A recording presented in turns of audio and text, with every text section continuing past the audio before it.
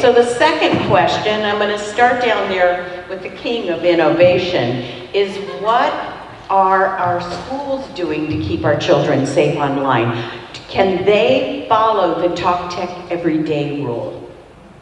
Sure. And he's got a few more slides. Yeah, if you throw that back up, I can talk about some of the things we've gone deeper with. So, Common Sense Media is a great start, but that's what it is. It's a starting point for students.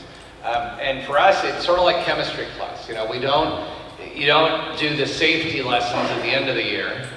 You do it before they get the chemicals, right? So we do the same thing with our internet safety. And what we do is, really the first week of school and the first 2 weeks, every teacher teaches 3 lessons. We've scaffolded them from kinder all the way through 8th grade, so there's 27 subjects that flow.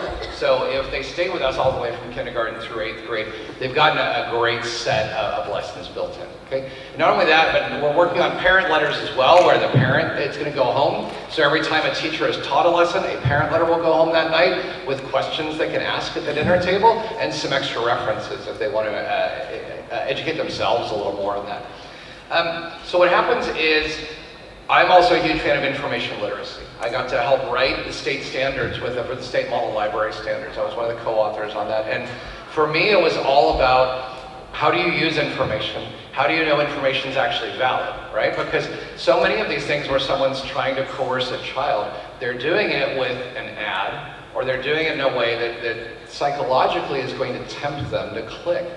Information literacy not only is going to help them figure out when someone's lying to them, like a politician or the media or whoever it is, because they've learned to go find 5 different sources they trust that actually say the same thing, or they're actually able to dig in and figure out what facts are. But this helps protect them against the same thing we're talking about today with the sexual exploitation online, because they understand information. They know how to create it responsibly, they know how to use it, even things down to copyright and why you can't steal from other people and how just to be a better citizen. It all gets wrapped in together.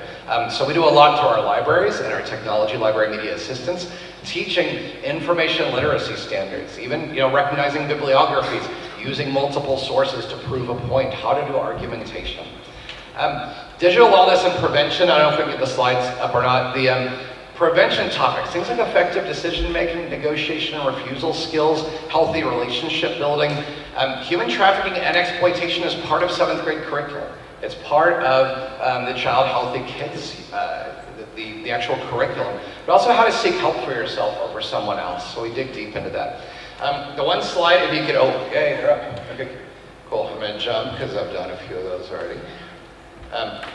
This one's that's relatively important to look at, because what we really tied into, there's our prevention I just talked about, was the health education standards tied into the SEL core competencies. So what we've done is we've looked at the health education, the SEL core competencies, then how does SEL tie into every single Common Sense Media lesson? Because we need to teach the teachers, it's all the same stuff. Self-management, knowing your identity, saying no online to something, that's self-management, that's decision-making. There's a relationship skill in there, right? And look, if you look at it, they're all the same. Health literacy, digital citizenship, SEL core competencies, they all work together. So then what we did was we went to our SEL group and said, hey, what are you doing SEL-wise? And they said, we have 21 lessons the teachers are doing throughout the year. And I'm like, oh, I don't think I'm gonna get to add 5 more. Like we've already taken three class lessons. Bring teachers in the room who's ever had an admin from a random department say, hey, you're gonna teach some stuff. And you're like, I just wanna get them to pass the math test. Like, I'm judged on that. Please stop taking my time away. So what we said was, you know what, here's what we're gonna do instead. We're going to take the SEL goals and the lessons, and I'll just talk through it. We're going to look at the units, and it's okay. We're going to take a look at those units, and here's what we're going to do. We're going to take whatever they're learning in 2nd step across the unit, like if it's emotional maturity, relationships, making decisions, and we're going to take the performance task and we're going to take it over.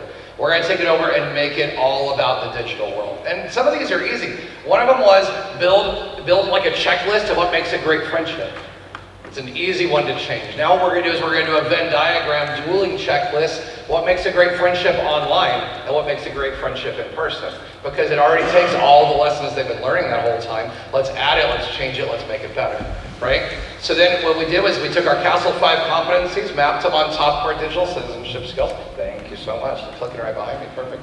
And then we applied them to second step. Second step is our SEL curriculum for the 3-year time. So empathy and kindness, yes, it fits. Problem solving, yup. Thoughts, emotions, decisions, managing relationships and social conflict, yes, yes, yes, yes, yes, and yes. Yes, that all works for digital citizenship. So again, here's that performance task, create a guide to healthy relationships, was what they wanted us to do. We said, let's change it and let's make it a guide to healthy online and in person. And let's compare, because they are different. They are incredibly different, online and in person. So what are we doing moving forward? Things like parent lessons. That second step integration. We're doing a lesson right now. What we did was we sent out a survey to all of our kids and asked them a bunch of questions to figure out where they were lacking in knowledge. One was, only 45% felt they had a trusted adult on campus they could go to if there was a problem. Right? And then we had 41% thought that when they put photos online, they have control of them later. I'm like, oh, man, we told you that a bunch. And when I was doing these cool focus groups with 6th graders and 8th graders, and I was getting all their information back, I'm like, is there something we can teach you? And here's what one of the 8th graders said. She said, teach me how not to get stalked and killed when I'm online. I said, okay. And then I looked at the other 8th graders. I said, have we ever taught you that? Yeah, don't put your photos online. Oh my gosh, don't do this. Don't. It was hilarious. They listed like 20 things we've taught them since kindergarten. She's like, oh yeah. Okay, thank you. I'm like, okay, all right, it's okay. We'll do it again. Guess what? You didn't know, we'll do it again. We'll teach another lesson. So we're now making a video counselor lesson where the counselor will be in the room. All the principals are making trusted adult slides. So all the kids know, everybody from the lunch lady and your custodian and your AP and your mental health associate, who are they? Why can you talk to them? Because honestly, they might not be comfortable with their teacher. They might not be comfortable. I was a kindergarten teacher for a year. Maybe they weren't comfortable coming to me, talking to things. Go to the principal instead, go, whoever it is. Someone that looks like them on campus, maybe. They are more comfortable going to, right? So we're building that out. That's a new lesson we're doing, plus the SEL lessons we're doing. So we're trying to make it constant, that talk tech every day. The kids have tech every day. And then the teachers are also learning. They're about to do a research project, let's talk information literacy.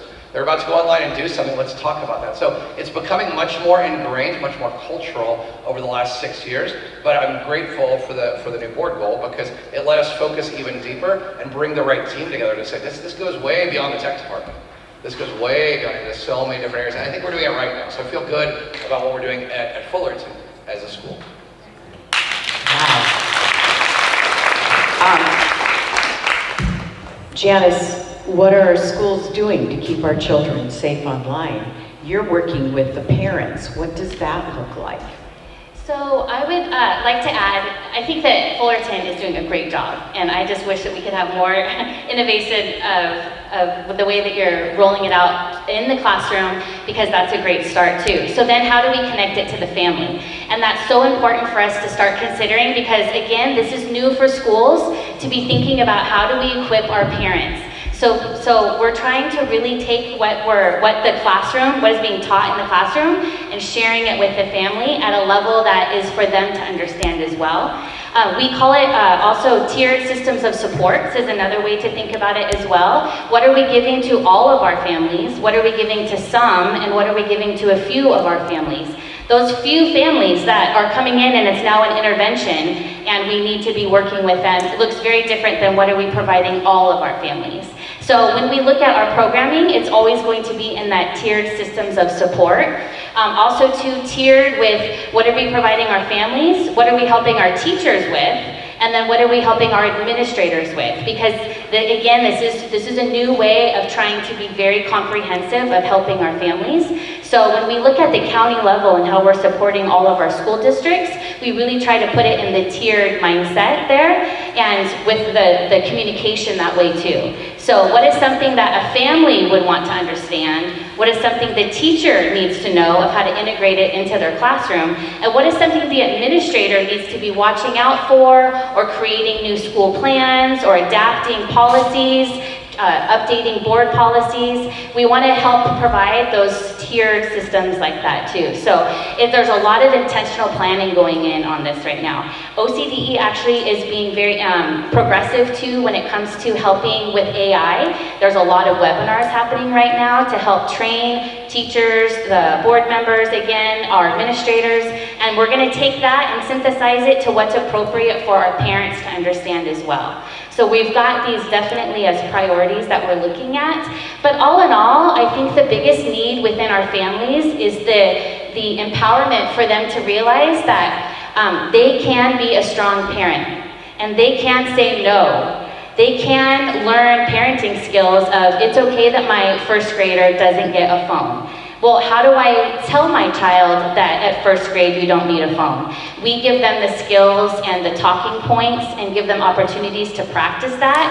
And we try to make it a campaign that as the school, there's a campaign that you wait until your 8th grade, wait until 8th. So wait until your 8th grade to have that phone. I know personally as a parent, I have an 8th grader, he has a phone, but it's a flip phone. And it is horrible to text. He won't text me, he'll call me.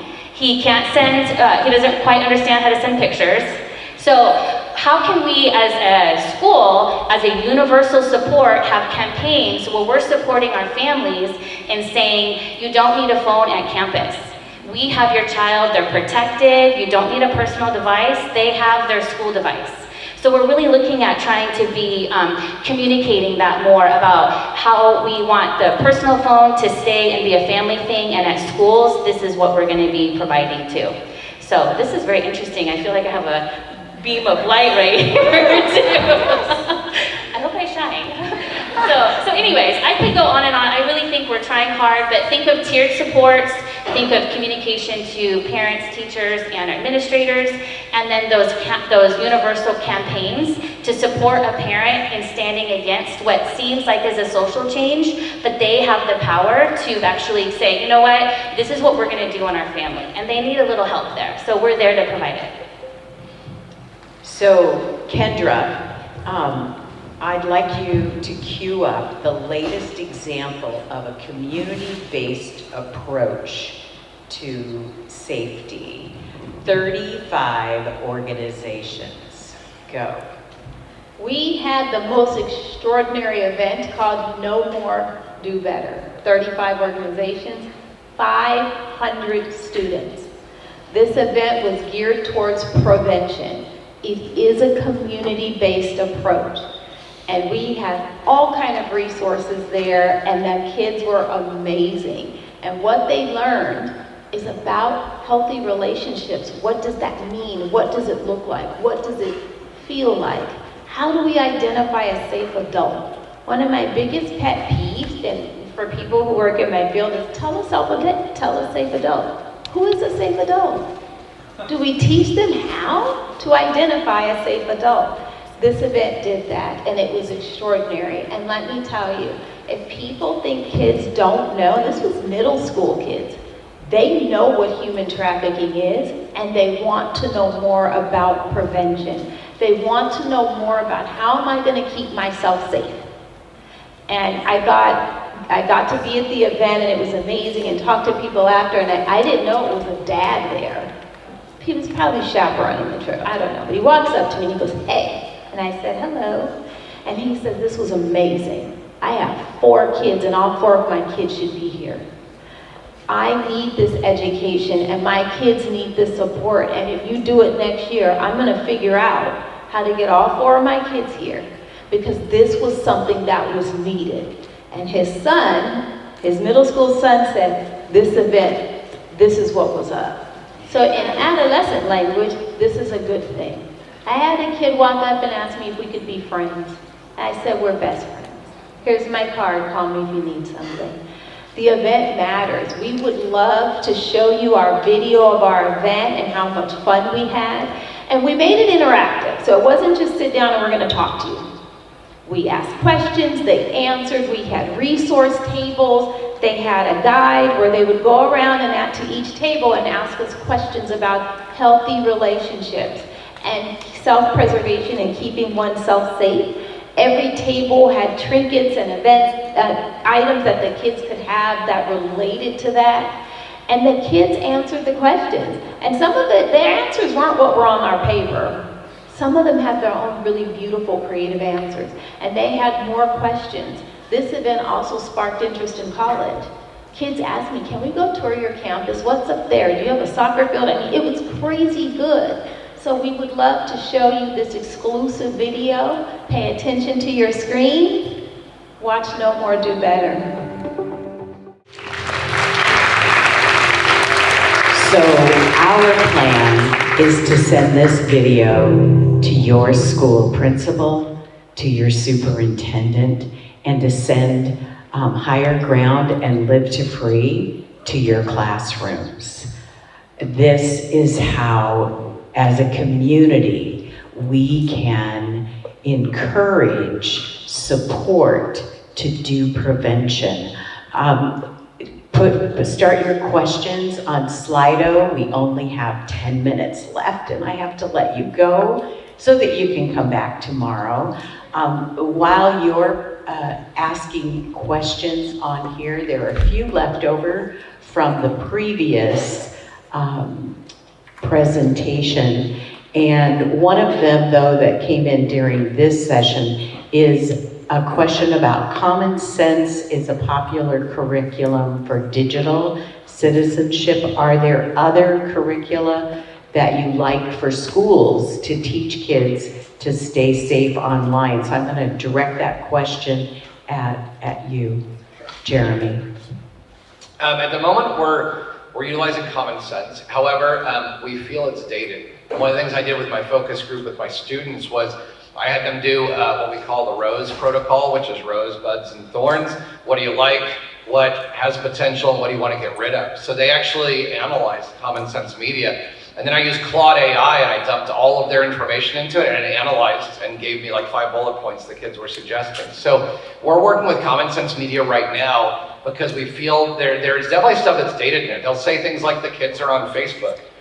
Kids aren't on Facebook, like at all. That's where like the grandparents are, right? They're I'm on Facebook. I'm on Facebook, yeah. And it's like, you know, you keep up with friends, sort of. I go on I go on to buy stuff and sell stuff, like Facebook Marketplace, everybody's gone there, so that's what I use it for. But however, we're looking at rewriting all of it this summer, but we're working with Common Sense because they're about to release some things too. So we're trying to partner with them because if they're not going fast enough, we're just going to write our own, like we did with Second Step, where we just wrote our own performance task completely and developed our own curriculum. So I've been looking into the NetSmarts, which looks good. It looks like they've redone some of that, so I'm excited for that because I never want to recreate anything that's amazing. I want to just take it and use it, especially if it's free, because then that's less stuff I have to do on an hourly basis. So, but we have a team that works really well. I just haven't seen a ton out there besides the NetSmart stuff. I started playing with that recently and it looks good.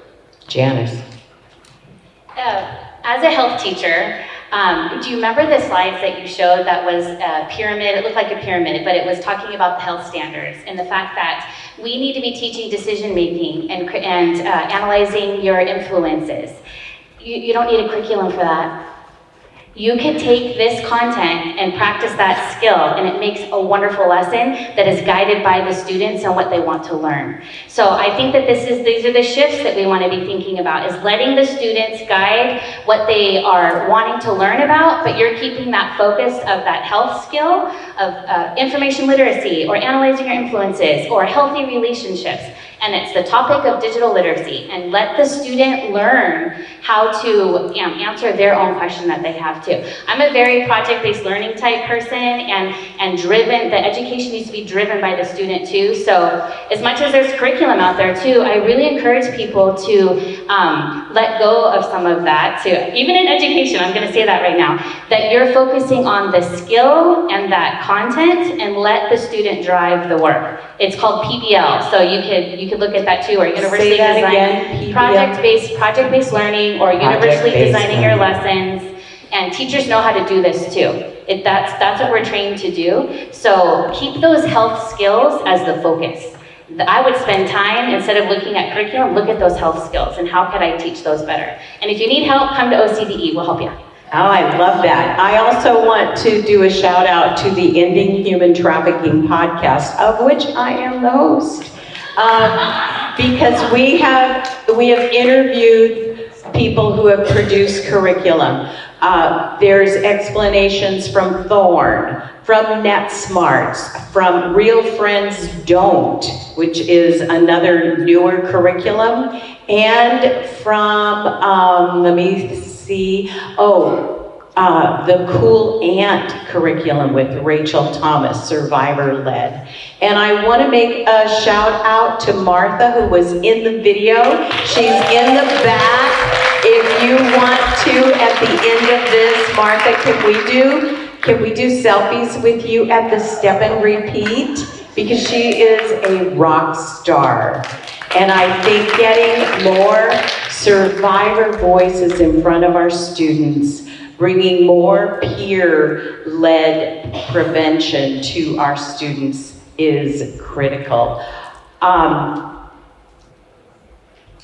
I'm checking the questions, sorry, but